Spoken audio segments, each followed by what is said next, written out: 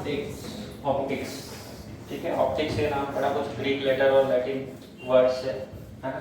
ऑप्टिकोस और ऐसे अलग अलग नाम थे। उसका एक्चुअल मतलब ये होता है ऑप्टिकोस, ऐसा कुछ तो नाम था। इसका मतलब होता है सीन, देखा, ठीक है। और हमें पता है लाइट की वजह से हम लोग चीजें देख सकते हैं, और वहां से ये वाला नाम आया है, ऑप्टिक्स वाला जो नाम आया है वो वहां से आया है, ठीक है। So it is derived from Greek and Latin roots, ठीक है। तो इसमें हम लोग किसके बारे में पढ़ते हैं? We study about light. किसके बारे में पढ़ते हैं हम लोग? ऑप्टिक्स में लाइट के बारे में, ठीक है। लाइट का सबसे फेमस प्रॉपर्टी जो हमको पता है वो कौन सा है? लाइट ट्रेवल्स इन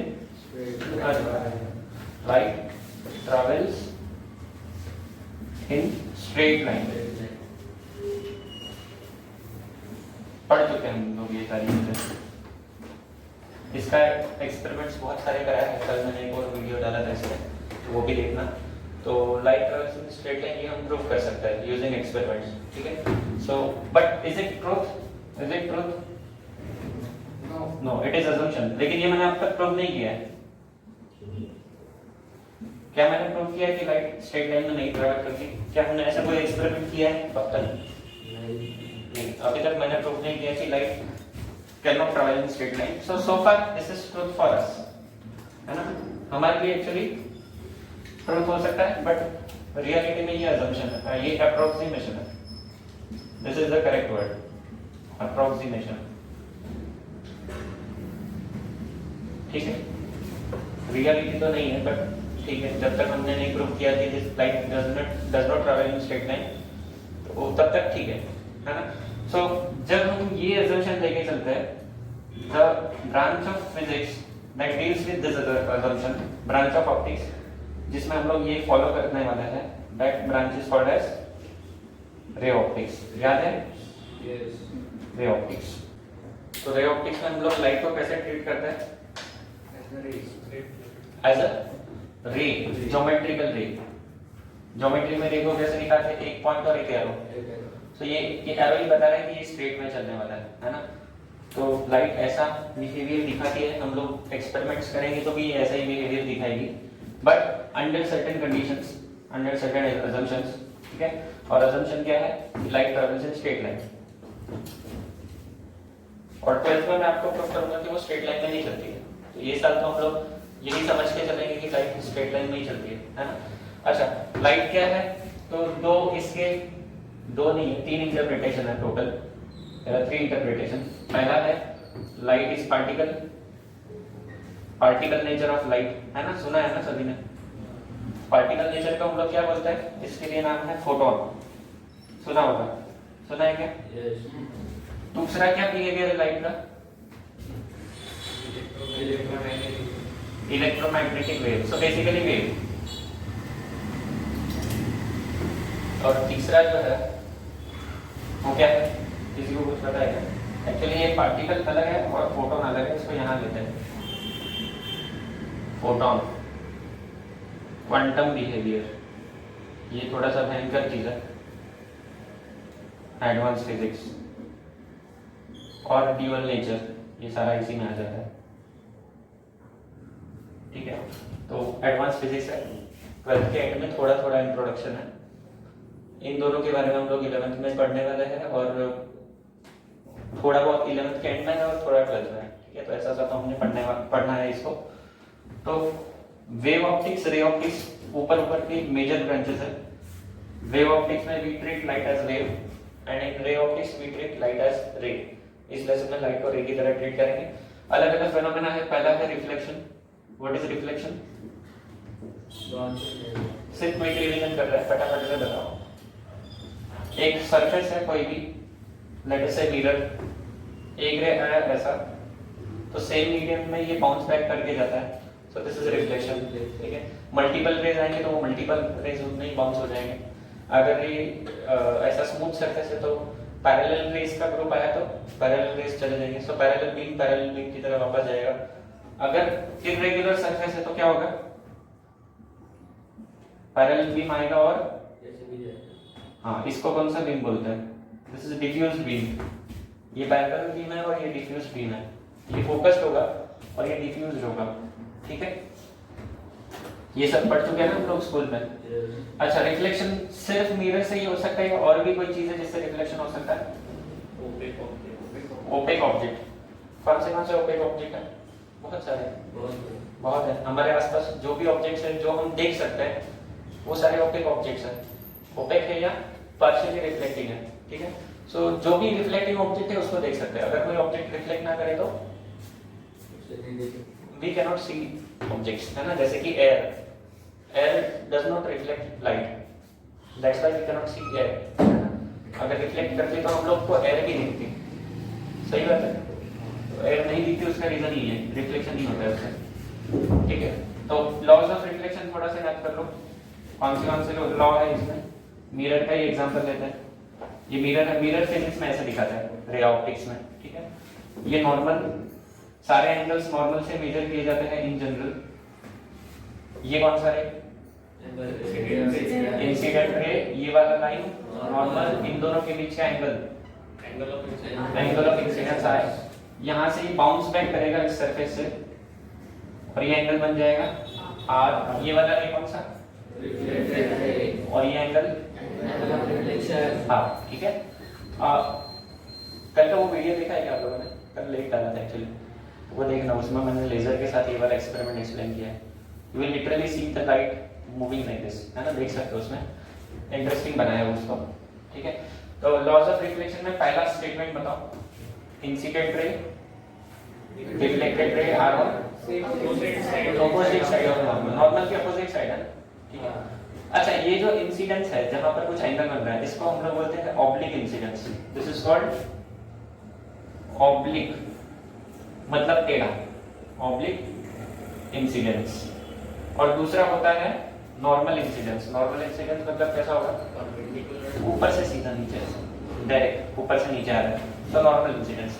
तो ज्यादातर हम लोग ऑब्लिक इंसिडेंस की बातें करेंगे। ये हो गया फर्स्ट, इंसिडेंट रे और reflected ray are on opposite side of the normal. Incident ray, reflected ray and normal lie on same plane, एक ही प्लेन के अंदर होंगे। अगर ऐसा ले जा रहा है तो उसी प्लेन में रिटर्न जाएगा, ठीक है, उसी प्लेन में रिफ्लेक्ट होगा। ऐसा कभी नहीं होगा कि ऐसा आया और यहाँ निकल गया, दिस विल नेवर हैपन। तो यू गेट सेकंड पार्ट। और थर्ड पार्ट क्या है? I is equal to R। I क्या है? Angle of incidence. R क्या है? And they are equal. अच्छा, ये हो गया रिफ्लेक्शन के बारे में, हम पढ़ चुके हैं पिछले लेक्चर में। अब refraction, what is refraction? It is change in direction और path of light when it travels from one transparent medium to, ये स्कूल लेवल का डेफिनेशन। एक्चुअल में क्या होता है रिफ्रैक्शन में? The speed of light changes when it changes, it moves from one transparent medium to another medium. तो medium को हम लोग कैसे डिस्टिंग्विश करते हैं? रेयरर और डेंसर। ये कौन सी डेंसिटी की बात चल रही है? Optical density. ऑप्टिकल डेंसिटी को हम लोग कैसे मेजर करते हैं? उसके लिए फॉर्मूला है ये, refractive index equal to speed of light in air divide by speed of light in medium. Speed of light in air divide by speed of light in medium. Air और vacuum में speed of light क्या है? करीब करीब equal, exactly equal नहीं है, ठीक है। ये जो वैक्यूम में है उसकी वैल्यू अप्रोक्सीमेटली 3 × 10⁸ मीटर पर सेकेंड है। एयर के अंदर भी करीब करीब उतनी है, if we don't consider the decimal places. और वेलोसिटी v जो है ये तो मीडियम पे डिपेंड करती है। अगर ग्लास होगा, ordinary glass of refractive index 1.5, तो वो वैल्यू हो जाएगी 2 × 10⁸ मीटर पर सेकेंड, ठीक है, ग्लास के लिए। ये वाला जो कांच है इसमें 2 से थोड़ी सी और कम होगी, इसका रिफ्रैक्टिव इंडेक्स थोड़ा सा ज्यादा 1.6 है, ठीक है, तो स्लाइटली लेस देन 2। ओके, ये हो गया अपना रिफ्रैक्टिव इंडेक्स का फॉर्मूला, रेयर डेंसर, ठीक है। लॉ ऑफ रिफ्लेक्शन याद कर, लॉ ऑफ रिफ्रैक्शन याद कर लेते हैं। ग्लास स्लैब वाला एक्सपेरिमेंट याद करना है इसके लिए। सभी ने किया है ना ग्लास स्लैब का एक्सपेरिमेंट स्कूल में? ये कौन सा है? ये और ये रिफ्रैक्टेड है। ये एंगल कौन सा है? एंगल ऑफ रिफ्रैक्शन या रिफ्लेक्शन, और ये angle of incidence. This ray is incident ray and this ray is refracted ray. If I ask you this angle, ये वाला, इसको क्या बोलते हैं? This angle delta is called angle of deviation. ये याद रखना, ये स्कूल में नहीं सिखाया आपको. एंगल ऑफ डेविएशन, डेविएट हो रहा है, रे ऐसा जाता, ग्लास स्लैब की वजह से ऐसा बेंड हो गया, so this is angle of deviation. ठीक है. जब रेयर मीडियम से डेंसर मीडियम में लाइट जाता है तो it bends towards the normal. When the ray travels from denser to rarer, bends away from normal. ये सारी चीजें पता है. ठीक है. लॉ तो हमने पढ़े ही नहीं, पहला लॉ याद कर लेते हैं. पहला लॉ का स्टेटमेंट क्या है? Incident ray and refracted ray are on opposite side. कब? ऑब्लिक इंसिडेंस के लिए. नॉर्मल इंसिडेंस के लिए वो सीधा जाएगा, बेंड नहीं होने वाला है. ठीक है. Second, incident ray, refracted ray, normal line same. Third and most important, Snell's law. Snell's law बताओ. Sine of angle of incidence upon sine of angle of refraction is constant, and this constant is called refractive index of second medium with respect to first. याद रखना, refractive index ये relative term है. Relative का मतलब क्या होता है? दो मीडियम की जरूरत पड़ेगी. इसको कभी भी डिफाइन करेंगे तो कितने मीडियम चाहिए? दो. एक जिस मीडियम में वो जा रहा है, एक मीडियम जो जिसमें से वो आ रहा है. तो फर्स्ट मीडियम, सेकंड मीडियम. जहां से आ रहा है उसको हम लोग फर्स्ट मीडियम लेते हैं, जहां जा रहा है उसको सेकंड लेते हैं. फिर वो फर्स्ट डेंसर भी हो सकता है या रेयरर भी हो सकता है, कुछ भी हो सकता है. ये वाले एग्जांपल में first is rarer and second is denser. ठीक है. और ये जो रेशो है, रिफ्रैक्टिव इंडेक्स ऑफ कौन सा मीडियम अपन कौन सा medium? Refractive index of second medium with respect to first. ये याद रखना. ये फॉर्मूला क्या है? Sine upon sine R is equal to constant and that constant is refractive index of second medium with respect to first. ऐसे याद रखो, second first, क्योंकि second यहाँ डेंसर है. हर केस में डेंसर होगा ऐसा जरूरी नहीं है. हो सकता है second रेयर और first डेंसर हो. यहाँ पर अगर यहाँ देखोगे, so in this forget this ray. In this case the first medium is denser and the ray is coming out of the denser medium, so second medium is rarer. तो उस case में ये सीक्वेंस ज्यादा अच्छा है याद रखने के लिए, क्योंकि यहाँ पर V और C की जगह बदल जाएंगी, है ना. तो ऐसे याद रखने से अच्छा ये वाला फॉर्मूला ज्यादा बेटर है. ठीक है.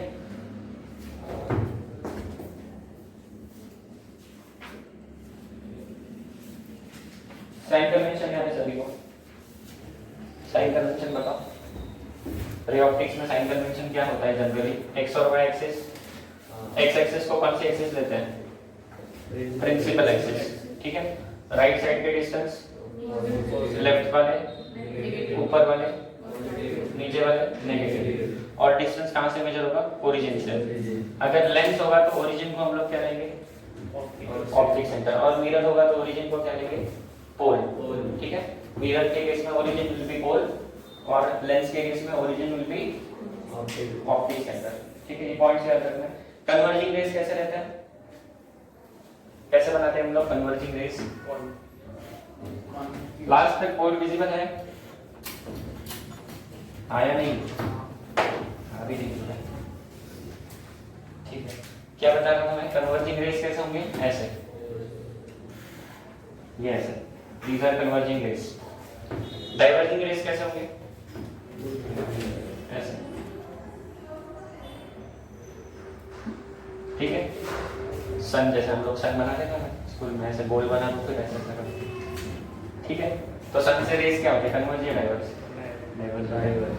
तो हम तक जो सन रेज आते हैं, क्या वो डाइवर्जिंग रेज है? हम तक जो आते हैं वो पैरेलल रेज है. आपने ये सुना होगा ऑब्जेक्ट एट इंफिनिटी, तो उसमें कैसे रेज बनाते हैं? पैरेलल. तो sun rays are parallel rays. क्यों भाई?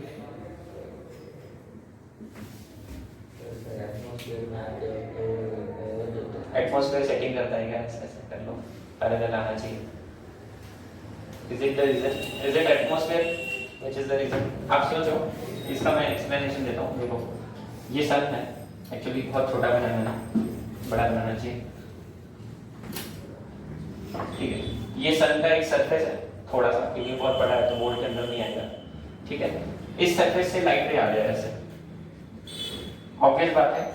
सन स्फेरिकल है ना, राउंड है ना। किसी को डाउट है? सन इज फ्लैट। कुछ लोग ऐसे हैं जो बोलते हैं अर्थ इज फ्लैट, अभी भी बिलीव करते हैं, है ना। मैथ्स वाले सर करते हैं क्या? कुछ लोगों का बिलीफ है अभी भी कि अर्थ इज फ्लैट, मून भी फ्लैट है, डिस्क है डिस्क। क्या बोलेंगे इन लोगों को? रहते हैं अर्थ पे हर एक टाइप के लोग हैं, ऐसे भी लोग हैं। ये देखो, ये जो है ये डाइवर्जिंग रेज दिख रहा है हमें, because sun is round spherical, so the rays are diverging. Now consider the size of earth. Earth कैसी है इसके सामने? ये मैंने इतना बड़ा बनाया, तो वैसे इससे बड़ा बनाना चाहिए सन को। अर्थ कितनी बड़ा? ये होगी अर्थ, कैमरा में तो दिखेगी भी नहीं, ये अर्थ है। ठीक है, ये भी बहुत बड़ी बना दी। एक्चुअली जुपिटर इतना होना चाहिए सन के सामने, अर्थ बहुत बड़ी बना दी मैंने सन के कंपैरिजन में। ठीक है, रिलेटिवली बहुत छोटी है अर्थ। ठीक है, अब सोचो ये जो रे आ रही है, अर्थ पे कितने रेज आने वाले हैं? मैं क्या करता हूँ, यहाँ से इमेजिनरी थोड़ा बड़ा बना देते हैं अर्थ को, क्योंकि एक्सप्लेन करना मुश्किल हो जाएगा। जुपिटर से भी बड़ी बना दी अर्थ को मैंने।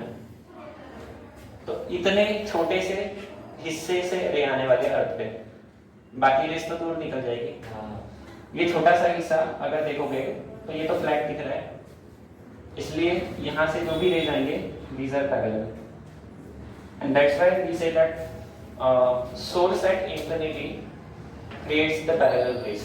ऐसे, so rays coming from sources infinity, source at infinity are parallel. इसका रीजन ये है।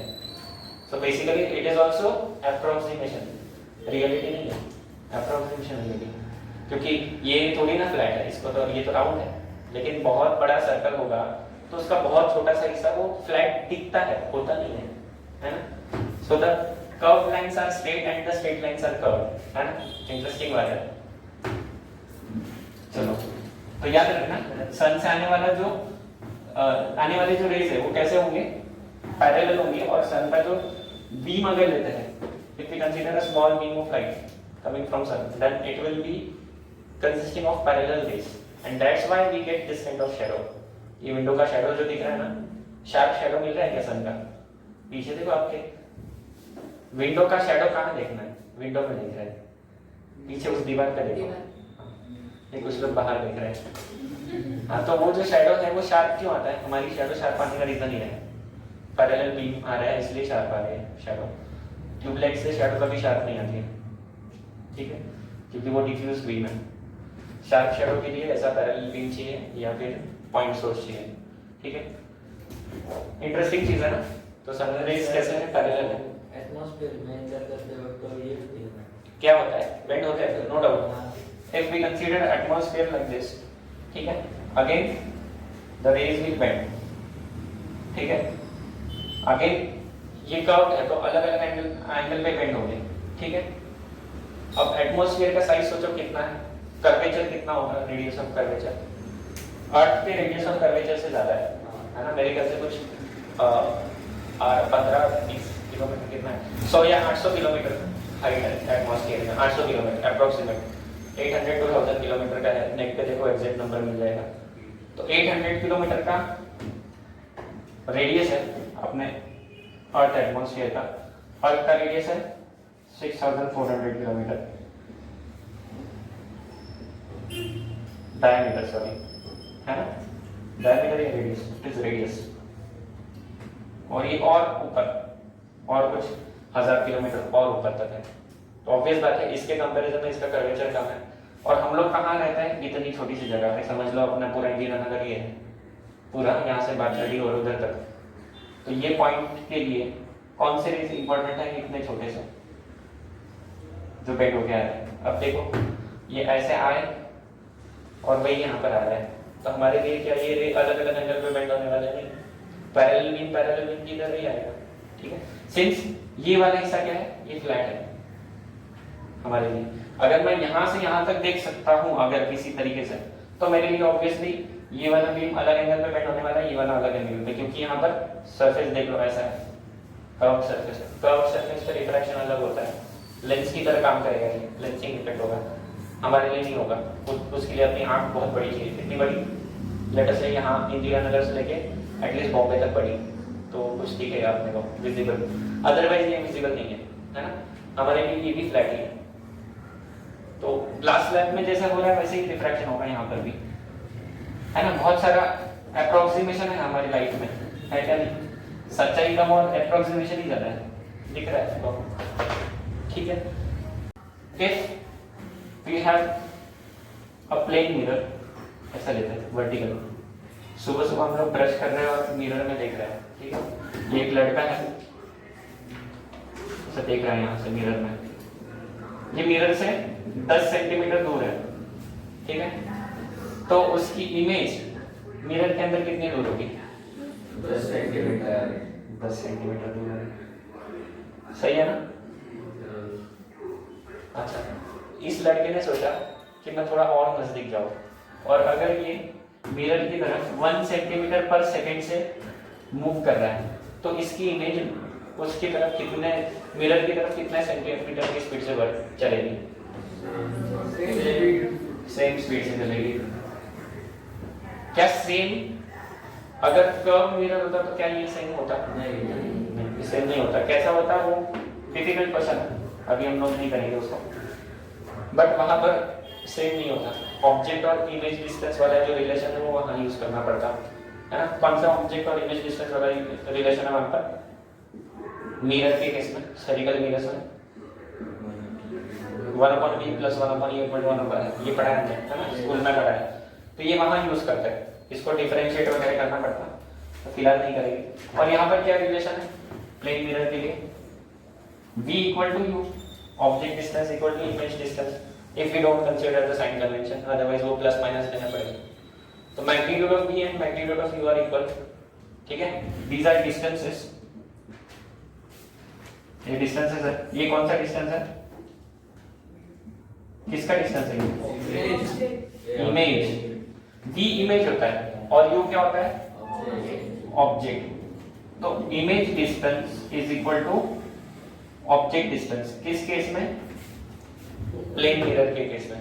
प्लेन मिरर के केस में object distance image distance equal होता है। इमेज कौन सी है? रियल या वर्चुअल? वर्चुअल है, ठीक है। अगर मैं इस डिस्टेंस को डिफरेंशिएट करूं, rate of change of distance क्या होता है? स्पीड होता है, वेलोसिटी होता है। क्या समझ में आ रहा है? दोनों तरफ डिफरेंशिएट कर देंगे तो कोई फर्क पड़ेगा क्या? तो यहां से क्या पता चल रहा है? वेलोसिटी ऑफ इमेज ना, image is equal to velocity of object. Velocity is equal होगी, ये दिख रहा है, मैथमेटिकली हमने प्रूव किया, ठीक है।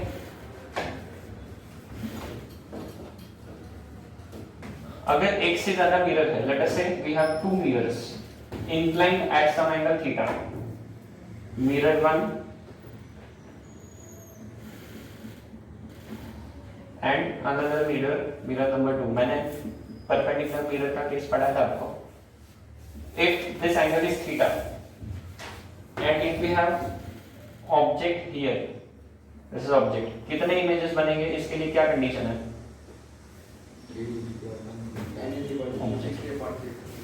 क्या कंडीशन है? हाँ बोलो।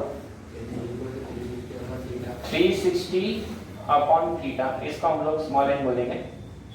This is ratio of 360 divide by this angle, है ना। If this ratio is even, अगर इवन है तो क्या? -1। इवन है तो there are n-1, sorry, small n -1 images. Even ratio आएगा तो कितने इमेज बनेंगे? Small n -1। एग्जांपल 90 डिग्री ले लो, 360 अपॉन 90 कितना हो रहा है? 4 इज इवन नंबर, है ना। 4 इज इवन नंबर, तो कितने इमेजेस बनने वाले हैं? 3। एक कम हो जाएगी। एक क्यों कम होती है? ओवरलैप करती है, इमेजेस ओवरलैप, है ना। एक जगह पे 2 इमेजेस बन जाती हैं। So what we see is single image. If this ratio is odd, तो इसमें कंडीशन है सिमेट्रिक ऑब्जेक्ट के लिए। सिमेट्रिक का मतलब क्या होता है? एंगल बाइसेक्टर पे है, मतलब इस मिरर से बराबर दूरी पे है, तो क्या होगा? कितने images? Symmetric object n-1 images, एक इमेज वापस से कम हो जाएगी। अनसिमेट्रिक रखा हुआ है, ऑफ डायगोनल बोल सकते हो आप इसको, of angle bisector, of bisector. Unsymmetric रखेंगे तो कितने इमेजेस? n इमेजेस, एक बढ़ जाएगी, ठीक है। और कोई है? अच्छा, if this is fraction, fraction भी नहीं बोलना चाहिए, non integer number, non integer number मतलब कुछ तो 24.3 ऐसा कुछ तो आ रहा है, या 5.6 ऐसा आ रहा है, तो पॉइंट आ रहा है कुछ तो कितने इमेजेस आएंगे? Integral value, integral part, late us से 2.6 आया तो कितने इमेजेस? 2, तो इंटीग्रल पार्ट आएगा इसमें, इंटीजर पार्ट, याद है ना? यस। ऑफ एन, ये जो रेशो है उसका इंटीजर पार्ट लेना है। चलो क्वेश्चंस देता हूँ, ये करके दिखाओ। थीटा इक्वल टू 180 डिग्री, कितने इमेजेस? बनाओ नोटबुक में जल्दी से। Theta equal to 180 degree, number of images बताओ। एक ही बनेगी। इस वाले मिरर को बेंड कर देते 180 डिग्री पे, पूरा प्लेन है, इसको बेंड कर देना है ऐसा।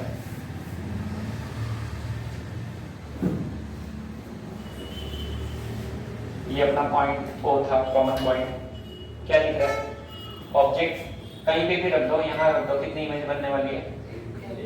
यहाँ रख दो, एग्जैक्ट बीच में रख दो, कहीं पे भी रखो, एक ही इमेज बनेगी, दिख रहा है ना? एक ही बनेगी। इसके एग्जैक्ट सामने वाली, ये प्लेन मिरर की तरह काम कर रहा है, दो टुकड़े वाला प्लेन मिरर है ना? तो 180 के केस में फॉर्मूला के हिसाब से एक बनेगी, और वैसे भी एक ही बनने वाली है। हाँ, थीटा इक्वल टू 45 डिग्री, कितने इमेजेस? लेट अस से सिमेट्रिक है, 8 आ रहा है क्या रेशो? तो 8 आ रहा है तो इवन है ना, वैसे भी क्या फर्क पड़ रहा है सिमेट्रिक हो या अनसिमेट्रिक हो? रेशो कितना आ रहा है? 360 डिवाइड बाय 45। तो अगर ये 8 आ रहा है तो फिर इट इज इवन, इसका मतलब है देयर विल बी 7 इमेजेस। और अनसिमेट्रिक होता तो भी उतने ही। इसमें whether it is symmetrically placed, मतलब डायगोनल पे है या बाइसेक्टर पे है या नहीं है, उससे कोई फर्क नहीं पड़ता है इस केस में। If that ratio 360 upon theta is even, कहीं पे भी रख दो, you will get only n-1 images, ठीक है? एक ओवरलैप होगी because mirror is symmetric, mirror की सिमेट्री की वजह से होगी। डायग्राम बना के चेक कर सकते हो, ये वाला इतनी ज्यादा टफ हो जाएगा, 90 वाला चेक कर सकते हो डायग्राम बना के। थीटा 45, थीटा 60 डिग्री,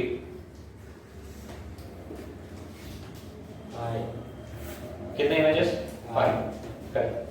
कितना हो जाएगा ratio? 360 divide bye 60, so it will be 6, and even है तो एक कम कर दो, हो जाएगा दूसरा एंगल।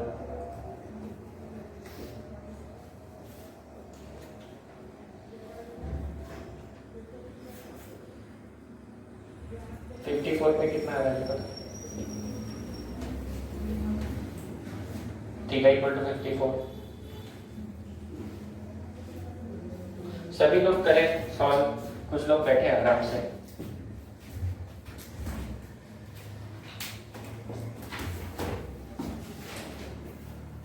n इक्वल टू 3, यहाँ पर कर रहा है, n इक्वल टू 360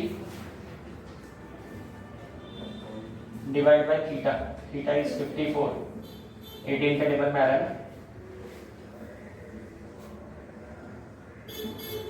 20/3 आ रहा है ना, एंड दिस विल बी 6.667 आएगा है ना। सो देयर विल बी कितने इमेजेस? 6 इमेजेस। इंटीजर पार्ट लेना है, इंटीजर पार्ट लेना है, इसलिए तो प्रैक्टिस करा है इसका। फॉर्मूला तो सबको पता है, प्रैक्टिस करना जरूरी है। एक्सरसाइज में है इसके क्वेश्चंस घर पे करना।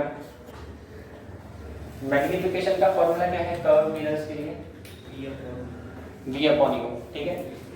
कर्व मिरर्स के कौन से टाइप है? स्फेरिकल मिरर्स के कौन से टाइप है? कॉन्केव एंड कॉन्वेक्स, ठीक है। Other than this parabolic mirrors भी होते हैं जो हम लोग नहीं पढ़ने वाले हैं, ठीक है। ऐसे भी मिरर्स होते हैं पैराबोलिक मिरर, हमारे सिलेबस में नहीं है तो इसके बारे में डिस्कशन नहीं करेंगे। अच्छा, और एग्जाम्पल 9.3 पढ़ाया था क्या मैंने? टेक्स्ट बुक में देखो, सॉल्व किया था हमने। डिफेक्ट्स इन मिरर, इमेज में डिफेक्ट सबसे पहला जो होता है वो है स्फेरिकल एब्रेशन, ठीक है। डिफेक्ट को हम लोग एब्रेशन बोलते हैं, we call this defect as aberration, ठीक है। फिलहाल मिरर के लिए अगर डिस्कस करेंगे so there is one popular defect and it is spherical aberration. ये क्यों आता है इसका नाम बता रहा है, ये किसकी वजह से आता है। If we have a spherical mirror, why it is called spherical mirror? Because it is part of a sphere, है ना। sphere का section सोच सकते हो, ठीक है। And let us say this is radius of this center and this is radius. तो ये वाला जो पॉइंट होगा रेडियस का half, this will B focus. If I have parallel beam of light, what is expected? these rays should meet at focus, है ना। and generally this happens for most of the rays except these rays जो दूर से आ रहे हैं, दूर से मतलब प्रिंसिपल एक्सिस से जो रेस ज्यादा दूर है, they will meet at this point before focus, focus से पहले ही मीट कर देंगे। And if you consider group of rays between this two points, क्योंकि ये वाले रेस का फोकस पे आ रहा है, इससे आगे के रेस फोकस से थोड़े थोड़े शिफ्ट हो रहे हैं। So if we consider rays between incident between these two points, then we will get image here, we will get rays here, यहाँ पर मिल जाएंगे हमें रेस। तो जो इमेज बननी चाहिए ऐसी, वो बनेगी ऐसी, ब्लर, इमेजेस बनेगी ब्लर। इसकी वजह से स्फेरिकल एब्रेशन की वजह से इमेज कैसे दिखेगी? ब्लर दिखेगी, है ना। सो अगर मुझे इसी मिरर के साथ अच्छी इमेज चाहिए तो क्या करना चाहिए? ये वाले रेस को हटा दो। कैसे हटा देंगे? रिड्यूस द एपर्चर, एपर्चर को रिड्यूस कर दो। कैसे कर सकते हैं? आपने शटर सुना है क्या? शटर कैमरा के अंदर होता है ना।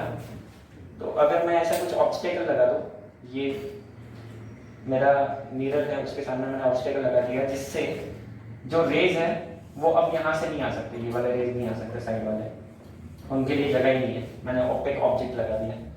अब सिर्फ मिरर का ये वाला हिस्सा ओपन है, इतना ही पार्ट है जिसमें से लाइट आ सकती है। This is called aperture.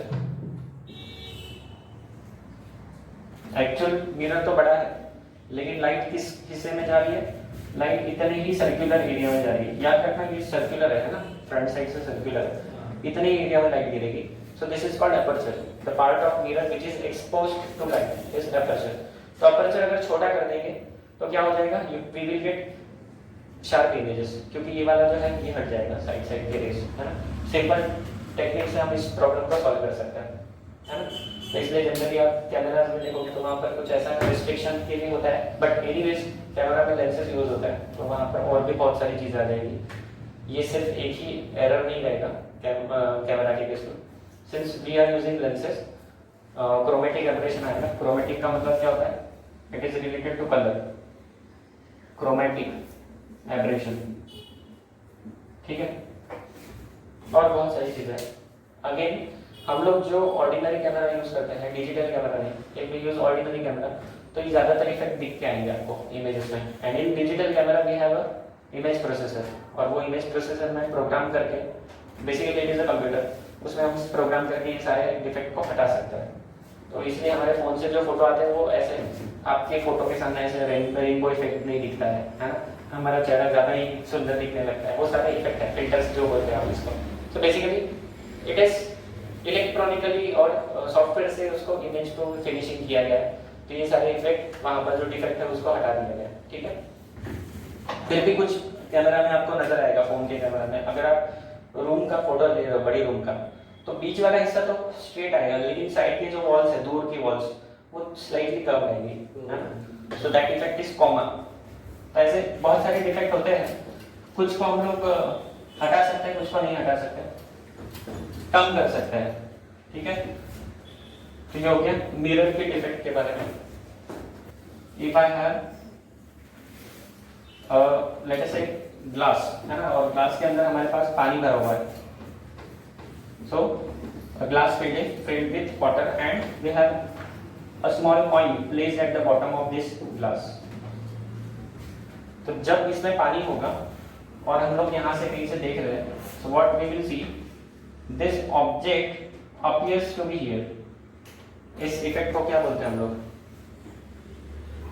Depth कम दिखती है, स्विमिंग पूल खाली है, ज्यादा गहरा दिखेगा, अगर भर गया तो कम गहरा दिखता है, उसको, उस इफेक्ट को क्या बोलते हैं हम लोग? This is called apparent depth. Apparent depth, and apparent depth is always less than real depth. तो ये जो है, this depth is apparent depth, और ये जो है, दिस इज रियल डेप्थ। इसका डेरिवेशन आपको नेट पे से सर्च करना है, मिल जाएगा। मैथमेटिकल डेरिवेशन है, ज्योमेट्री यूज किया है, ट्रायंगल वगैरह, है ना। आप भी कर सकते हो, खुद दिमाग लगा सकते हो। थोड़ा आइडिया दे देता हूँ कैसे करना है। एक रे ऐसा लेना है, यहाँ पर आया, so obviously it will bend like this, है ना, it will bend like this. Actually यहाँ से निकला है और ये ऐसा गया, जो सीधा है वो तो सीधा ही जाएगा। If I extend this backwards, ये बनेगी इसकी image. This will be image of this coin, और ये दिख रहा है कि ये डेप्थ कम है रियल से, है ना। और यहाँ पर ये जो ट्राइंगल्स बन रहा है, आप इसको नाम ले सकते हो, इसको कुछ डिस्टेंस ले सकते हो, s ले लो, इसको y ले लो, x y जो भी लेना है ले लो, and there will be some angles. ये एंगल क्या हो जाएगा? एंगल ऑफ इंसिडेंस I, ये एंगल हो जाएगा ये वाला angle of refraction R। Since this is R, this will be R, है ना। दिख रहा है, ज्योमेट्री दिख रहा है। बाकी का कौन सा है? अंदर से बाहर जा रहा है, ठीक है। आपको ये आए लेना, ये आए ले लो, मैंने तो नाम दिया है, जो देना दे दो। इसको I दे दो, इसको I दे दो, इसको R दे दो, ठीक है। एनीवेज चलो वैसे ही कर देते हैं, कन्वेंशन के साथ जाता है। Let us take this I, then this will be I, and this will be R, ठीक है, कन्वेंशन के हिसाब से जाता है। और फिर इस पे से आप DI कर सकते हो। We have ज्योमेट्री तो हमको पता ही है, और एक और चीज क्या बताया, sin I upon sin R equal to refractive index of second medium with respect to first. ये तो I और R ये सीक्वेंस लिया है। सेकेंड मीडियम कौन सा है? यहाँ एयर है, और फर्स्ट मीडियम है लिक्विड या फिर वाटर ले लो। वाटर का रिफ्रैक्टिव इंडेक्स n ले लो, एयर का कितना होता है? 1 होता है। तो अगर second medium with respect to first है तो सेकेंड का आ जाएगा 1, फर्स्ट का आ जाएगा n, क्योंकि ये सेकेंड और ये फर्स्ट है। सो 1 prime equal to sin I upon sin R। ये यूज कर लेना, आ जाएगा इसका प्रूफ। तो क्या प्रूफ आएगा इसका? D real upon D apparent is equal to n। n क्या है? लिक्विड का रिफ्रैक्टिव इंडेक्स, ठीक है। क्वेश्चन लिखो, नोटबुक में लिखना है। A transparent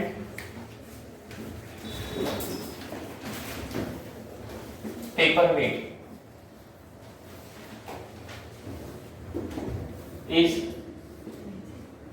kept on a document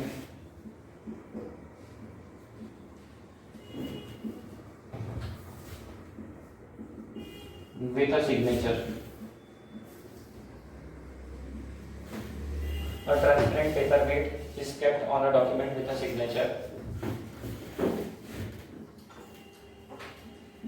If thickness of paper weight is 10 centimeter and refractive index of material of paperweight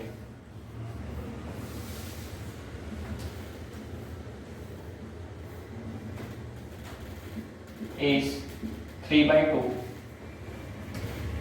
Find the apparent depth. Find the apparent, थोड़ा change करते हैं, apparent shift in position or depth लिखेंगे, position shift in depth of signature.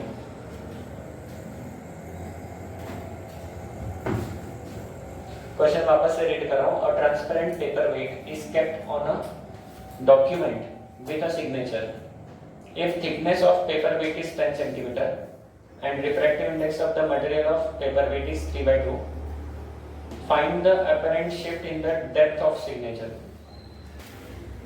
ये paper है, paper wait पता है सभी को? Yes.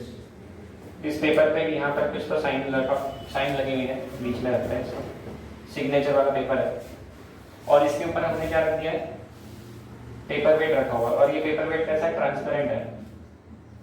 Late us say glass slab की तरह है. We don't know the shape but let us say glass slab है ना. यहाँ पर बताना चाहिए था पेपर वेट. अज्यूम कर लो, अज्यूमिंग रेक्टेंगुलर शेप. ये जरूरी है बच्चों, रेक्टेंगुलर शेप होना चाहिए. अगर नहीं होगा तो इफ इट इज कर्व्ड तो उस केस में फॉर्मूले डिफरेंट आ जाएंगे.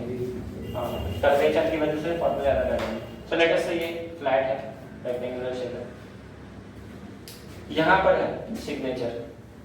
ये डेप्थ कितनी है, 10 सेंटीमीटर. अपरेंट डेप्थ हमें नहीं पता है, और पूछा क्या है क्वेश्चन में, सिग्नेचर हमें यहाँ लिखने वाली है यहाँ पर दिखेगी, यहाँ ऊपर ऊपरी हुई दिखेगी. हमें पूछा क्या है, a transparent paper weight is kept on a document with signature. ये वाली situation. if thickness of paper weight is 10 centimeter, वहाँ लिखा है मैंने. refractive index इसका 3/2 है, n equal to 3/2. find the apparent shift in depth of signature. 10 minus apparent shift यहाँ था, यहाँ आ गया. apparent shift कितना हुआ, कितना शिफ्ट हुआ, यहाँ से यहाँ गया इतना.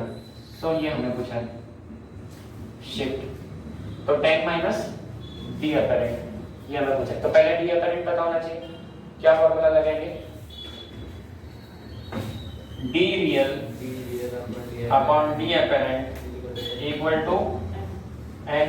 एन की वैल्यू है 3/2. डी रियल कितना है 10 अपॉन डी अपरेंट नहीं पता. डी अपरेंट कितना है 10/3 तो 20/3 6.67 666 आता है तो 6.67 ले लो सेंटीमीटर है ना.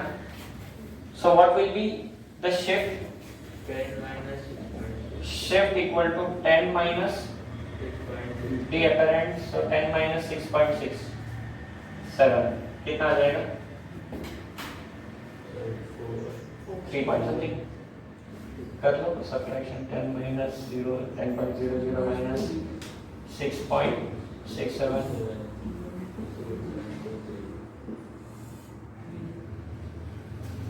3.33 आया. सही है क्या, कैलकुलेशन देख लेना सेंटीमीटर है ना. Answer okay. क्वेश्चन बड़ा रहता है, आंसर छोटा ही रहता है. मैथ्स थोड़ी ना है, मैथ्स में क्वेश्चन छोटा रहता है, आंसर बड़े रहते हैं.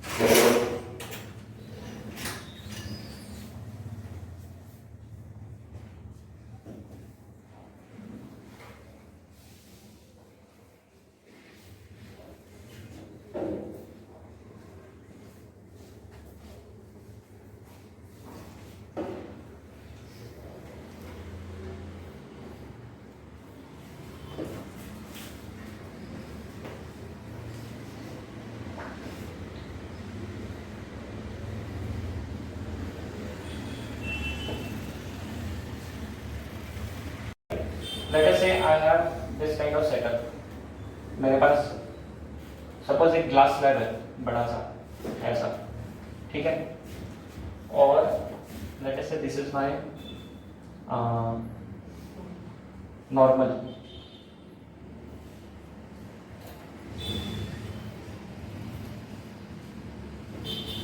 ठीक है, and if I have this kind of incident ray, कहां से जा रहा है इंसिडेंट रे? From denser medium, this is glass slab,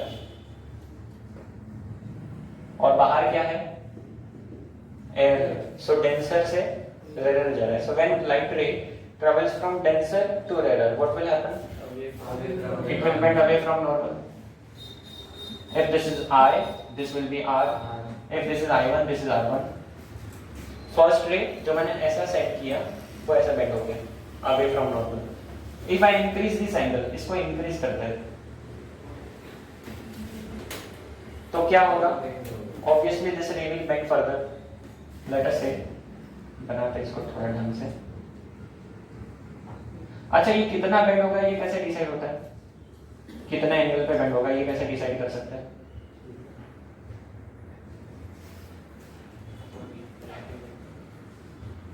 this was I1, this is I2, और ये I2 वाला case, so this will B R2। कितना बेंड होगा ये कैसे डिसाइड होता है? कौन सा फॉर्मूला है? sin I upon sin R is equal to, एक तो फॉर्मूला लगेगा यहाँ पर, this is reflection, so we will use this formula to find the angle, या फिर एक्सपेरिमेंट करके फाइंड कर सकते हैं, ठीक है। If I increase this angle further, इसको बढ़ा दिया और बढ़ाया, अब सोचो क्या होगा? डायग्राम बनाना मुश्किल काम कर दूंगा,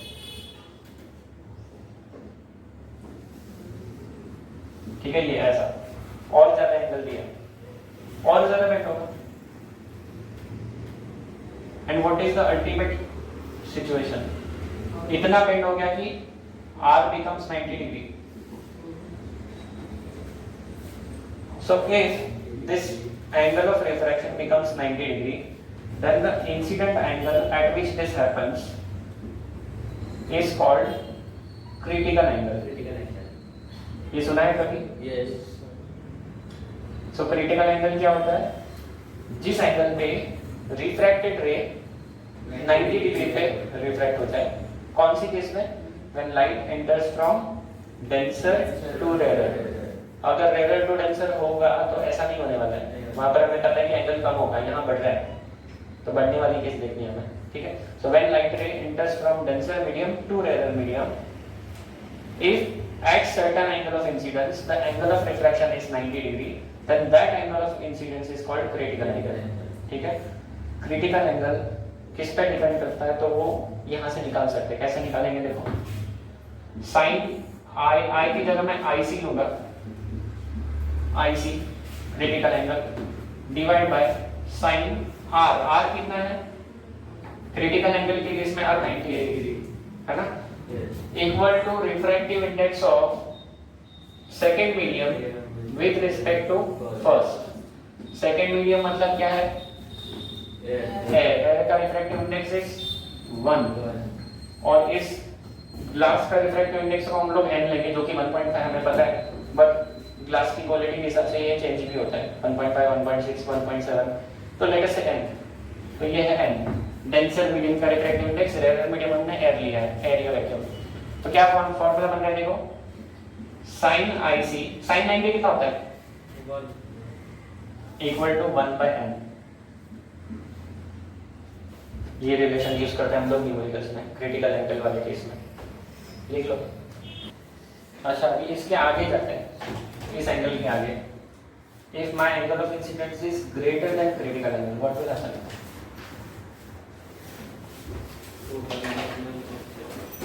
ये वाला भी देखो, ऑब्वियस बात है, अगर ये वाला एंगल I4 क्रिटिकल एंगल से ज्यादा है, मतलब जो एंगल ऑफ रिफ्रैक्शन है वो भी 90 से ज्यादा होना चाहिए। मतलब क्या होगा? देखो जरा यहाँ पे, क्या हम इसको रिफ्रैक्शन बोल सकते हैं? नहीं, since the ray is in the same medium, so we call this phenomena as reflection, और ये अंदर के अंदर हो रहा है and that's why it is called internal reflection.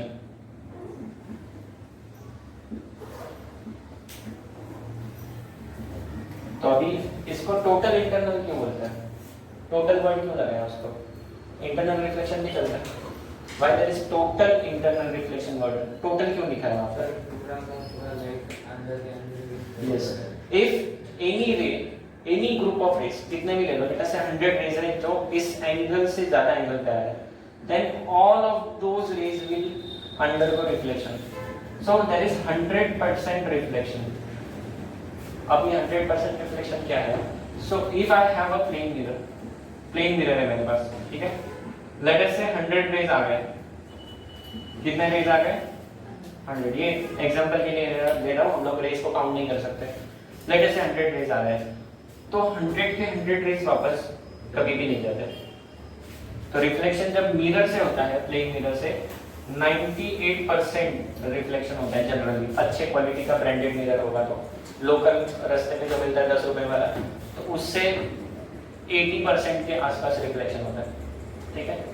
So reflection यहाँ पर कोई भी मिरर होगा 100% नहीं होता है. If there are 100 rays coming, उसमें से 98 जाएंगे, 2 रेज गायब हो गए. कहाँ गए? कहाँ जा सकते 2 रेज? ये कॉम्प्लेक्स है. 2 रेज कहाँ जाते हैं? वो है basically it is absorption. Quantum mechanics आ गया, एडवांस फिजिक्स आ गया वहाँ पर. वो रेज का क्या हुआ, तो वो एनर्जी एब्जॉर्ब होगी. मिरर एनर्जी एब्जॉर्ब करता है. मिरर क्या, हर चीज एनर्जी एब्जॉर्ब करती है. हम भी करते हैं. इस वक्त हम लोग भी एनर्जी एब्जॉर्ब कर रहे हैं, एट द सेम टाइम हम लोग एनर्जी रिलीज भी कर रहे हैं, है ना. इसका एक्सपेरिमेंट कर सकते हो. पूरी रूम को सील कर दो हर तरफ से, और इसमें और 25-50 बच्चे भर दो. सफोकेशन होगा वो अलग बात है, बट गर्म होने लगेगा आपको, जो बॉम्बे के लोकल ट्रेन्स में होता है ना. तो बॉम्बे के लोकल ट्रेन्स में जो गर्मी होती है, उसका रीज़न क्या है? ऑब्वियसली वहाँ पर वेदर तो खराब ही है, गर्मी रहती है वहाँ पर, but the reason is this, हम लोग रेडिएट करते हैं. Each of the human body radiates, each object radiates. हमारा बॉडी टेम्परेचर एटमॉस्फेयर से जनरली ज़्यादा होता है, तो हम लोग ज़्यादा रेडिएट करते हैं. एंड दैट्स व्हाई ज़्यादा सोर्सेस रेडिएट करेंगे तो क्या हो जाएगा? ज़्यादा हीटिंग हो जाएगी, है ना. तो इसलिए वो रेलवे में गर्म होने का रीज़न ये है. अच्छा, तो कभी भी 100% रिफ्लेक्शन नहीं होता है. कुछ एनर्जी एब्जॉर्ब होती है, कुछ ट्रांसमिट भी हो जाती है ना. Some part of the energy is transmitted, some part is absorb, and most of the part is reflected, and that's why we call this mirror as reflector, है ना. बट यहाँ पर क्या हो रहा है?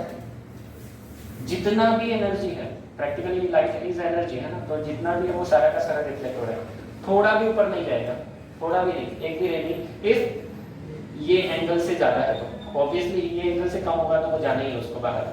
But if the angle is greater than this, then there is 100%, and that's why it is called total internal reflection. अच्छा, मैंने यहाँ पर जो रेज बताया था, प्रैक्टिकली हम लोग रेज नहीं काउंट कर सकते, तो हम लोग क्या काउंट करते हैं?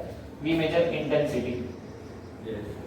इंटेंसिटी को हम लोग मेजर कर सकते हैं. इसके लिए डिवाइसेस हैं, इलेक्ट्रॉनिक डिवाइसेस हैं, डिजिटल डिवाइसेस. आपके फोन के अंदर भी एम्बिएंट लाइट सेंसर होता है, सुना होगा, सुना है क्या? फोन की स्पेसिफिकेशन जब परचेस करते हो तो वहाँ लिखा रहता है. So that ambient light sensor is something like this. Intensity major करने वाला डिवाइस है. ब्राइटनेस को मेजर करता है सराउंडिंग की, और उसके हिसाब से आपके फोन का ऑटो ब्राइटनेस सेट होता है ना. तो वैसे ही कुछ तो है. ठीक है. तो ये टोटल इंटरनल रिफ्लेक्शन जो है, it is very important phenomena. इसका बहुत ज़्यादा एप्लीकेशन है. सो इसके एप्लीकेशन ज़्यादा इंपॉर्टेंट है. एप्लीकेशन में सबसे पहला बहुत ज़्यादा हमारे लिए इंपॉर्टेंट है, वो है fibre optics. Fibre optic cable, ये सुना है नाम? जियो फाइबर सुना होगा, वो सुना है, ये नहीं सुना. जियो फाइबर क्या है? ये है. फिर BSNL का पहला आया था हमारे यहाँ पर, मतलब नासिक में सबसे पहला ऑप्टिकल फाइबर BSNL लाया था. एंड दैट इज क्या करता है? They transmit internet data through this optical fibre.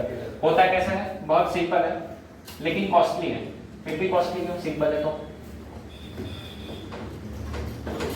देखो बनता कैसे वो पहले देखो. हाँ, मैन्युफैक्चरिंग कॉस्ट ज़्यादा है। क्यों ज़्यादा है? बनता तो कांच से ही है ना, कांच तो सस्ता है, इतना कहाँ महंगा है कांच, बट खास है उसमें।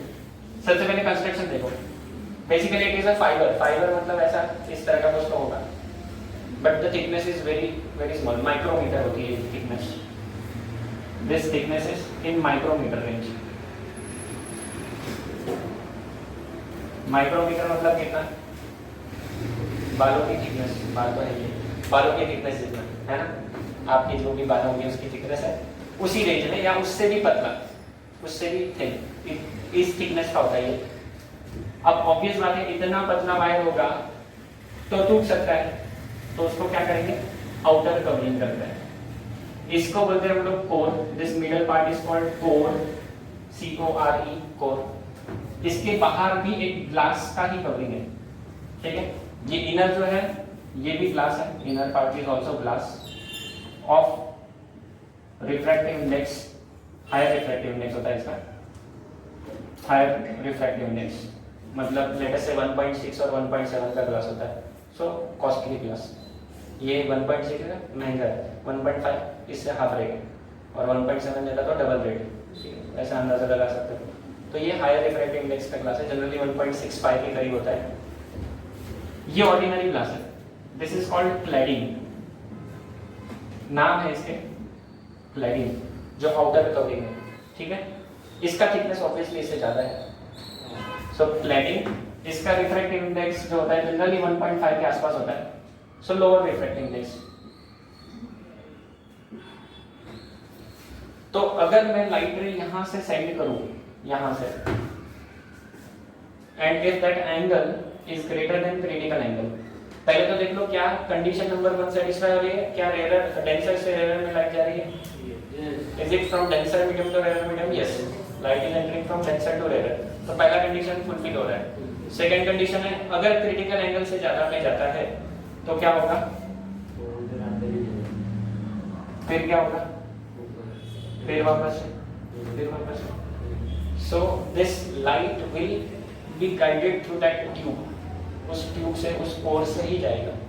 फिर आप उसको टर्न भी कर दो तो लाइट उसी पाथ से जाएगा। आपने कुछ वो फैसिनेटिंग एक्सपेरिमेंट देखे होंगे जिसमें क्या करता है, ऐसे बीकर के अंदर पानी भर देते हैं, फिर यहाँ एक होल बना देते हैं, होल बनाने से पानी का ऐसा स्ट्रीम बनता है, और यहाँ से लेजर लाइट छोड़ता है। तो लेजर लाइट अगर एग्जैक्ट इसके सामने होगा तो यहाँ से लेजर लाइट आते ही the light will follow this path, और यहाँ पर आपको डॉट मिलेगा, तो लाइट को बेंड कर दिया, ऐसे दिखाते हैं वो, बट एक्चुअली ये लाइट को बेंड नहीं किया, ये तो हमने गाइड किया इसको। लाइट कैसे जा रहा है देखो, it travels in straight line, इसके अंदर भी स्ट्रेट ही जा रहा है। तो बेंड कैसे होता है वो मैं कराऊंगा आपको ट्वेल्थ में। ये बेंडिंग नहीं है, this is not bending, this is total internal reflection. Google पे सर्च करोगे ना बेंडिंग ऑफ लाइट एक्सपेरिमेंट्स या फिर प्रोजेक्ट, तो ऐसा एक प्रोजेक्ट दिखेगा आपको, साइंस प्रोजेक्ट, ठीक है। तो प्रैक्टिकली वहां पर गाइड नहीं किया लाइट को, हमने सिर्फ वहां पर लाइट को गाइड किया है। तो दिस इज ऑप्टिकल गाइड, इसका दूसरा नाम भी है optical guide. Optical guide, guide जो बोलते हैं लाइट को वो लेके जाता है, ठीक है। क्या ये दोनों सफिशिएंट है? ये भी कांच है, ये भी कांच है, और वो भी पतला है, सेफ नहीं है, ये टूट सकता है। तो इसको और एक चाहिए, एक्सटर्नल प्रोटेक्टिव लेयर रहता है, मल्टीपल लेयर्स होते हैं, एक नहीं रहता है, टू प्रोटेक्ट दिस, ठीक है। तो ये एक्सटर्नल प्रोटेक्टिव लेयर के बारे में मैं नहीं बता रहा हूँ, ये क्या होता है, रबर होता है या नायलॉन होता है, कुछ भी हो सकता है। So it is for protection. Main part ये है, फंक्शनिंग पार्ट ये है, लोअर रिफ्रैक्टिव इंडेक्स का क्लैडिंग, हायर रिफ्रैक्टिव इंडेक्स का core, this guides the light. और सिंस ये डायमीटर बहुत छोटा है, ये जो रे आ रहा है, ज्यादातर रेस क्रिटिकल एंगल से ज्यादा एंगल पे आएंगे, एंड दैट्स व्हाई ये पतला रखा है। उसका रीजन ये है, थिन रखने का रीजन ये है, ठीक है। ज्यादातर रेस क्रिटिकल एंगल से ज्यादा एंगल पे आना चाहिए, अदरवाइज वो एनर्जी वेस्ट हो जाएगी, है ना। और यहाँ पर जनरली एलईडी यूज किया जाता है, एलईडी या लेजर्स यूज करता है टू सेंड द सिग्नल, ठीक है। अब इंफॉर्मेशन हम लोग अलग अलग तरीके से देख सकते हैं, है ना। जैसे अभी मैं बात कर रहा हूँ, दिस माइक रिसीव साउंड, यहाँ से किस फॉर्मेट में माइक साउंड जा रहा है, electrical signal. So we convert one form of energy to another form of energy and then we transmit it, ठीक है। इस केस में तो चलो ये ट्रांसमिट नहीं कर रहा है, क्या कर रहा है, रिसीवर में दे रहा है, यहाँ पर एम्पलीफायर सर्किट है जो आवाज को बढ़ा रहा है, and then there is a speaker, again उसको इलेक्ट्रिकल सिग्नल को साउंड में कन्वर्ट कर रहा है। So generally we transfer energy in different forms, suitable form, ठीक है। तो यहाँ पर अगर इंटरनेट डेटा की बात करें, लेट अस से हम लोग फॉरेन में वीडियो कॉल कर रहे हैं, तो वहाँ पर क्या होगा, कॉल ही है, ऑडियो और वीडियो दोनों जाने वाला है, ये हमारे कंप्यूटर स्क्रीन से जाएगा, जो भी हमारा कंप्यूटर सिस्टम है, उसके आगे आएगा मॉडेम। मॉडेम क्या करेगा, इस डेटा को लाइट में कन्वर्ट करेगा, एंड देन वो फाइबर आपके घर से जहाँ तक जाना है वहाँ तक जाके वो इंफॉर्मेशन सेंड करेगा। तो इस तरह से काम होता है इसका, ठीक है। कॉस्टली इसलिए है, number 1 is manufacturing, manufacturing is costly, slightly costly है, बिकॉज ये इतना पतला बनाना है, रिफ्रैक्टिव इंडेक्स एग्जैक्ट वही चाहिए, सो क्वालिटी बहुत अच्छा होना चाहिए, quality of material. Second thing is joining, joints जो करने पड़ता है ना, क्योंकि सोचो यहाँ से मुझे यूएसए तक कॉल करना है, तो मैं यूएसए तक लंबा वायर थोड़ी ना खींचूंगा अपने घर से, जॉइंट्स तो आनी ही है। लेट अस से यहाँ से आपके घर तक भी मैं अगर ऑप्टिक फाइबर लगाता हूँ तो वहाँ बीच में जॉइंट्स आनी ही है, तो वो जॉइंट करना मुश्किल है। क्यों मुश्किल है, ये मेरे पास एक wire core to core joint होना चाहिए, ऑब्वियस बात है, यहाँ कोर है तो उसके सामने कोर आना चाहिए, अगर कोर के सामने ये आ गया तो सिग्नल गायब, कोर के सामने ये आ गया तो सिग्नल गायब, कोर के सामने कोर आना चाहिए। अब ये कोर का थिकनेस कितना है, थिकनेस कितना है, माइक्रोमीटर में है, माइक्रोमीटर में है, मतलब एक बाल है दूसरा बाल है, उसके टिप को ज्वाइन करना है,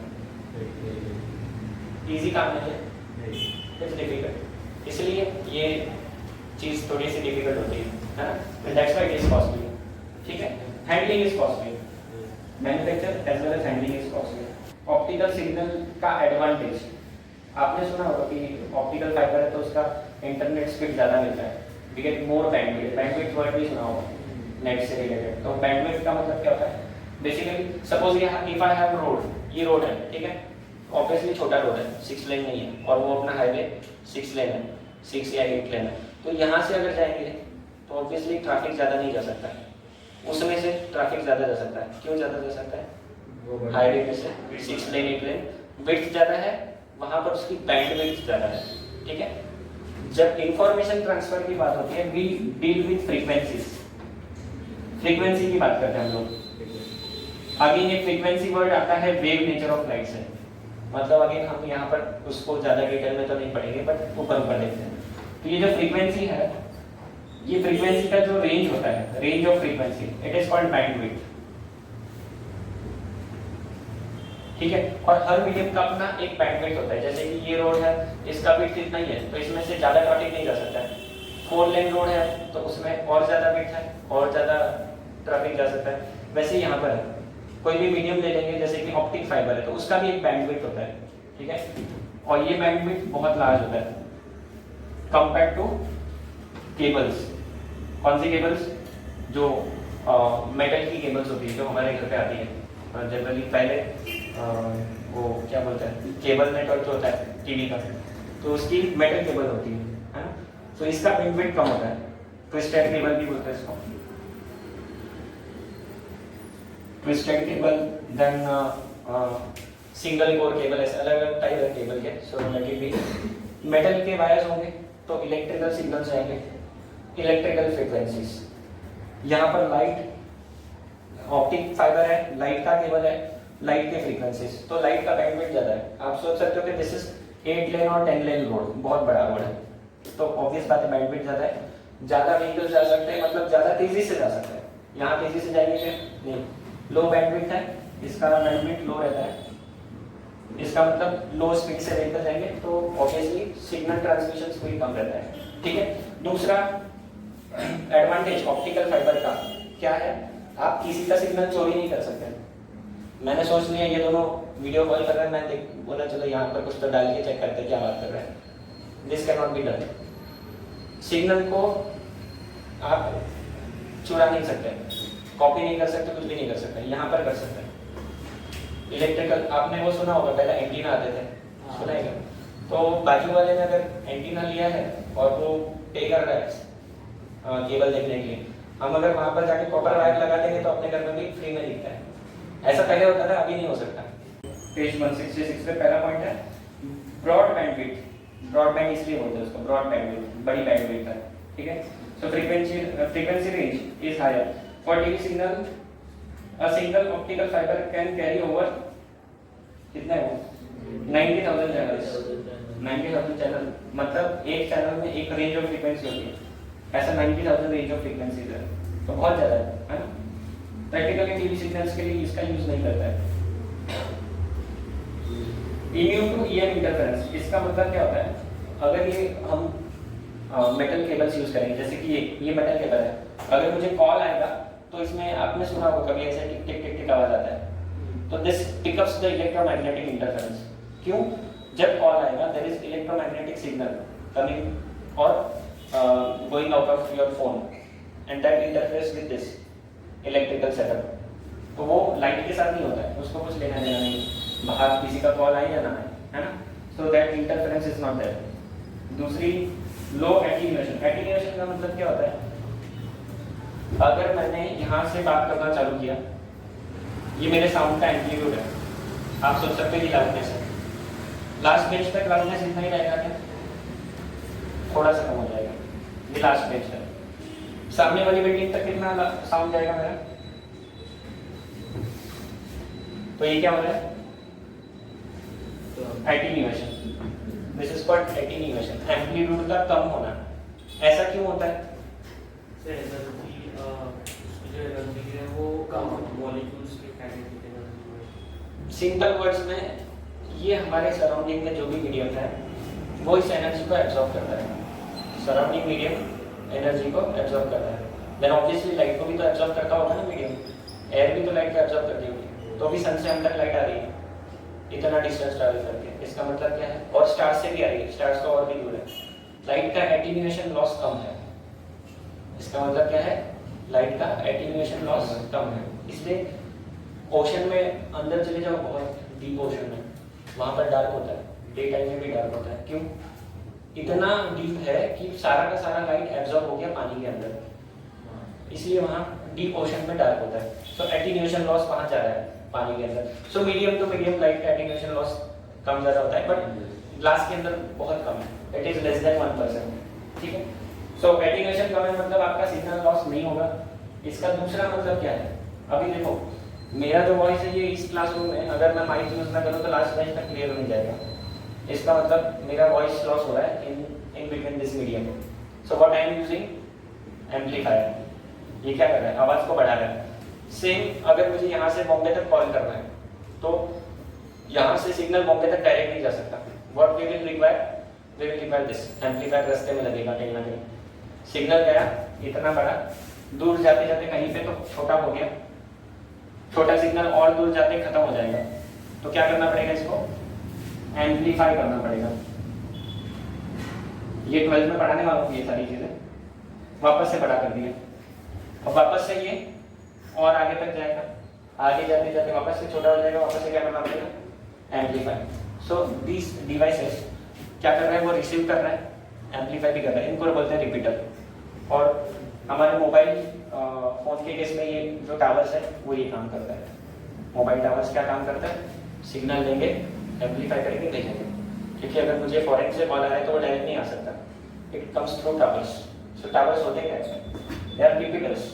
रिपीटर के अंदर होता क्या है, ये एम्पलीफायर, ठीक है, पढ़ेंगे हम लोग कर, ठीक है। तो इसका एटीन्यूएशन कितना है, 0.2 dB पर किलोमीटर।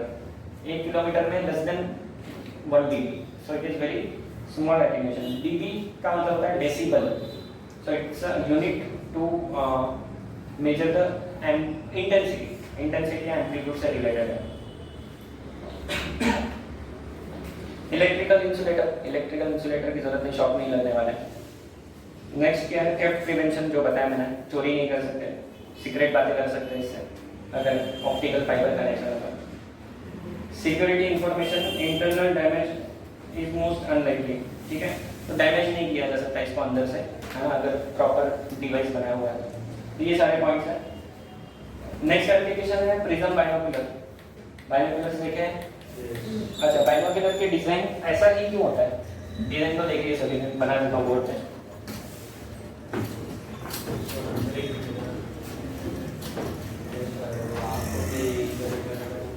हाँ ऐसा होता है ना, मैं बड़ा बना रहा हूँ डायग्राम। ये मेन ट्यूब्स जिससे हम लोग देख नहीं रहे एक्चुअली, और यहाँ पर इस तरफ आपके बुक में है डायग्राम। ये हमारी आंखों के सामने आने वाली ट्यूब, ठीक है। We will call this as eyepiece और इसको ऑब्जेक्टिव बोलेंगे, ठीक है। तो ऑब्जेक्ट की तरफ देखने वाली ट्यूब्स ऑब्जेक्टिव, और ये आईपीस। आईपीस छोटा, ऑब्जेक्टिव बड़ा क्यों? ये इतना बड़ा क्यों है? ऐसा भी बना सकते थे ना बाइनोकुलर। छोटे बच्चों का बाइनोकुलर देखो ऐसा रहता है, देखा होगा आपने, एच शेप का होता है। ये ऐसा क्यों बनाया क्यों? हाँ, इससे ज्यादा एरिया कवर होता है, ठीक है, ज्यादा एरिया देख सकते हो। दूसरी चीज, ये जो साइज है इसको हम लोग बोलते हैं अपर्चर। ये कैसा है? बड़ा। Larger the aperture better is the image. ज्यादा लाइट कलेक्ट होगा, ज्यादा लाइट कलेक्ट होता है और इससे शार्प इमेज दिखती है, एंड दैट्स व्हाई ये बड़ा होता है।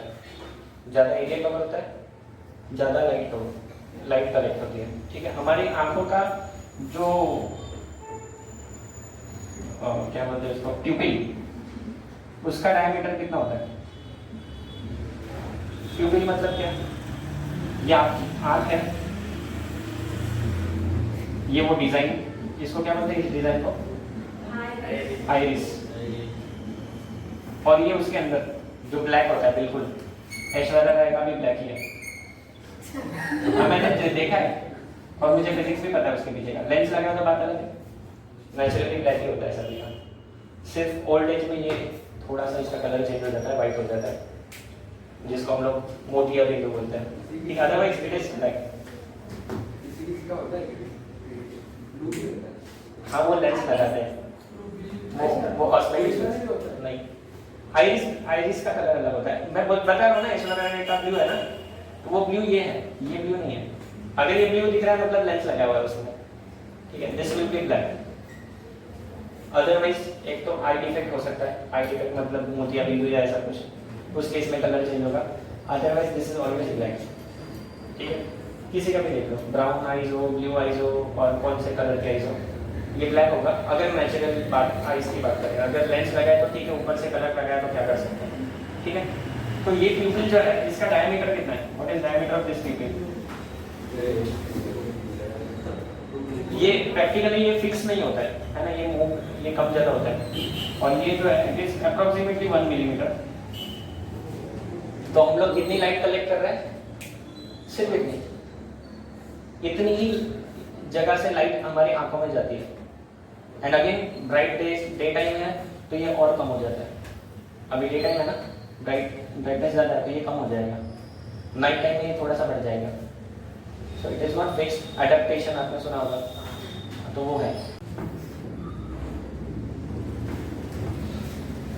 There is a tiny LED bulb at the centre of bottom of a cylindrical vessel. Cylindrical vessel है, यहाँ पर एलईडी लगा हुआ है।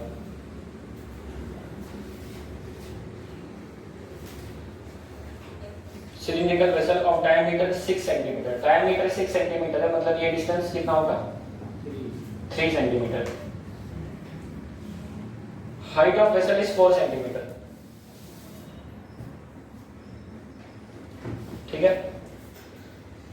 The beaker is filled completely with N optically denser liquid. कोई तो लिक्विड है जिससे इसको भर दिया है पूरा टॉप तक। तो हाइट ऑफ लिक्विड कितनी? वो भी 4 centimetre. The beaker is filled completely with optically dense liquid. The bulb is visible from any inclined position. हर तरफ से बल्ब दिख रहा है, but just visible if seen along the edge of beaker. अगर यहाँ से देखेंगे इस लाइन से तो just visible है। इसका मतलब ये होता है कि अगर इसके नीचे जाएंगे तो नहीं दिखेगा, बल्ब दिखना बंद हो जाएगा, ठीक है। Determine the refractive index of liquid. Determine the refractive index of liquid. Question दिखने में बहुत टफ लग रहा है बट है नहीं। अब सोचो यहां जस्ट विजिबल है, ये कब होगा? लेट अस से मेरे पास एक रे गया ऐसा, और ये वाला जो रे है लेट अस से this angle is IC 90 degree पे बेंड हो गया, तब जाके मुझे दिखेगा। अगर ये 90 डिग्री पे बेंड नहीं हुआ तो मुझे यहाँ भी नहीं दिखने वाला। इस एज पर दिख रहा है मतलब ये रे 90 डिग्री से बेंड हुआ है। If this is normal, this R is 90 degree at this particular critical angle. समझ में आ रहा है? और बाकी रेस के लिए क्या होगा? कम एंगल पे बेंड हो गया और वो तो दिखने ही वाला है, ये भी दिखेगा। इससे आगे इंटरनल रिफ्लेक्शन होगा एंड ऑब्वियसली यहाँ पर पॉसिबिलिटी नहीं है, बट इससे आगे, इस एंगल से आगे इंटरनल रिफ्लेक्शन होने वाला है। ठीक है, तो we have this condition IC equal to this. अब यहाँ पर हमारे पास IC निकालने के लिए कुछ मैथमेटिकल रिलेशन दिख रहा है। tan ऑफ ऑपोजिट साइड है, एडजेसेंट साइड है, तो tan थीटा लगाएंगे। tan of IC equal to क्या हो जाएगा यहाँ पर 3/4। हमारे पास ये वैल्यू आगे IC निकाल सकते हैं लॉग बुक से। भयंकर रिएक्शन। लॉग बुक है क्या? लॉग बुक है, करते हैं। ठीक है, अगली क्लास में लेके आना, ये कैसे निकालना है वो पढ़ाऊंगा। ठीक है, अभी नहीं बता रहा हूँ, अभी बता के फायदा नहीं है। कैलकुलेटर है सभी के पास, फोन तो होगा ही, निकालो फोन निकालो, उससे करते हैं कैलकुलेट। लेकिन अगली क्लास में इसको लॉग बुक से करेंगे, फोन इज नॉट अलाउड, है ना? एग्जाम में अलाउड नहीं, तो आपको लॉग बुक से आना चाहिए। tan IC equal to 3/4। 3/4 is कितना होता है? 3/4 0 पॉइंट समथिंग क्या है? 0.75। ठीक है, अब आपको tan इनवर्स निकालना है आपके फोन से। वहां पर देखो साइंटिफिक कैलकुलेटर का ऑप्शन होगा, उसको टेढ़ा करते हो तो साइंटिफिक कैलकुलेटर आता है, उसमें फाइंड करो tan inverse of 0.75। tan inverse of 0.75 कितना आ रहा है? 36.869। बस ठीक है, 869 है ना, तो 87 कर देता है डिग्री। ठीक है, कुछ लोगों को नहीं आया होगा ये करते, तो उनके लिए एक और आइडिया, गूगल को पूछो what is tan inverse of 0.75, वो आंसर बता देगा। ठीक है, गूगल को पूछ सकते हो। ठीक है, तो ये IC आ गया अपने पास। Now this condition is called critical angle condition. Critical angle के केस में क्या करते हैं? फॉर क्रिटिकल एंगल क्या फॉर्मूला था, याद करो। IC equals to 1/n sin IC equal to 1/n। मुझे क्या पूछा है? मुझे n पूछा है, तो इससे आ जाएगा sin of what is IC, ये जो भी हमने निकाला है 36.87 degree equal to 1/n। So n equal to 1/, इसका जो भी आंसर है निकालो कैलकुलेटर से। sin ऑफ 36.87 कितना आ रहा है? कुछ लोगों के कैलकुलेटर में sin और tan है ही नहीं, है भी लेकिन वो यूज नहीं करता है। ऐसा तलवार दे दी लेकिन यूज नहीं करता है। 0.60 के आगे है, बहुत सारे जीरो है क्या? 60 एंड 1/1.6 इज कितना? कर लो ना, कैलकुलेटर है, कहाँ कष्ट करना है।